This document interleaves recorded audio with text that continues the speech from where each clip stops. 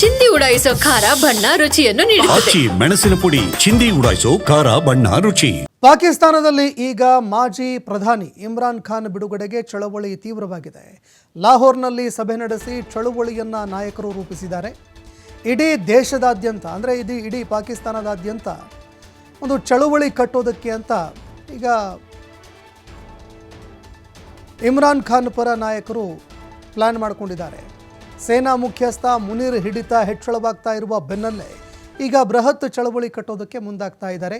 ಇವತ್ತು ಲಾಹೋರ್ನಿಂದ ಆರಂಭವಾದಂತಹ PTI ಹೋರಾಟ ಇಡೀ ರಾಷ್ಟ್ರವ್ಯಾಪಿ ಪ್ರತಿಭಟನೆ ಮಾಡೋದಕ್ಕೆ ಅಂತ ನಿರ್ಧಾರ ಮಾಡಲಾಗಿದೆ. ಆಗಸ್ಟ್ 5ರವರೆಗೆ PTIನ ಹೋರಾಟ ತಾರಕಕ್ಕೇರಲಿದೆ.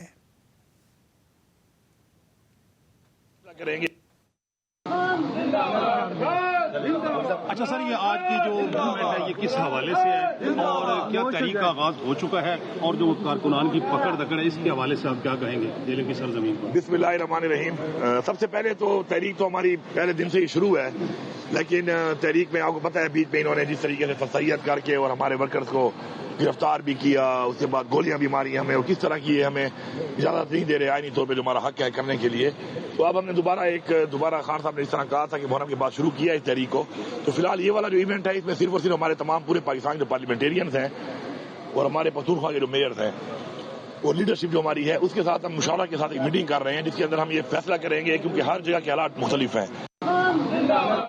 ಇನ್ನು ದೃಶ್ಯಾವಳಿಯಲ್ಲಿ ನೋಡ್ತಾ ಇದ್ದೀರಿ, ಇಮ್ರಾನ್ ಖಾನ್ ಪರವಾಗಿ ಈಗ PTI ಪಕ್ಷದ ಮುಖಂಡರು ಬೀದಿಗಿಳಿಯೋದಕ್ಕೆ ಅಂತ ಸಿದ್ಧತೆ ಮಾಡ್ಕೊಳ್ತಾ ಇದ್ದಾರೆ. ಇದು ಮುಂದಿನ ತಿಂಗಳು 5ನೇ ತಾರೀಕಿನವರೆಗೆ ತೀವ್ರ ಚಳವಳಿ ನಡೆಯುತ್ತೆ ಅನ್ನುವಂತಹ ಒಂದು ಎಚ್ಚರಿಕೆ ಸ್ಥಳೀಯ ಸರ್ಕಾರಕ್ಕೆ ಕೊಟ್ಟಿದ್ದಾರೆ. ಇನ್ನು ಈ ನಡುವೆ ಭಾರತ ಹಾಗೂ ಪಾಕಿಸ್ತಾನದ ನಡುವೆ ಯುದ್ಧದ ಒಂದು ಉದ್ವಿಗ್ನ ಪರಿಸ್ಥಿತಿ ಎದುರಾಗಿತ್ತು.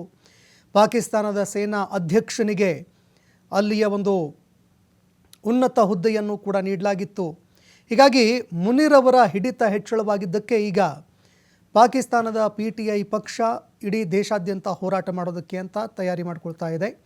ಇನ್ನು ಹೋರಾಟ ಯಾವ ರೀತಿಯಾಗಿ ಪ್ರಭಾವ ಬೀರುತ್ತೆ ಅದನ್ನು ಕೂಡ ಕಾದು ನೋಡಬೇಕಾಗತ್ತೆ. ಇಮ್ರಾನ್ ಬಿಡುಗಡೆ ಮಾಡಿಸಿಕೊಳ್ಳುವಲ್ಲಿ PTI ಪಕ್ಷದ ಮುಖಂಡರು ನಾಯಕರು ಯಶಸ್ವಿ ಆಗ್ತಾರಾ ಅನ್ನುವಂಥದ್ದನ್ನು ಕಾದು ನೋಡಬೇಕಾಗತ್ತೆ.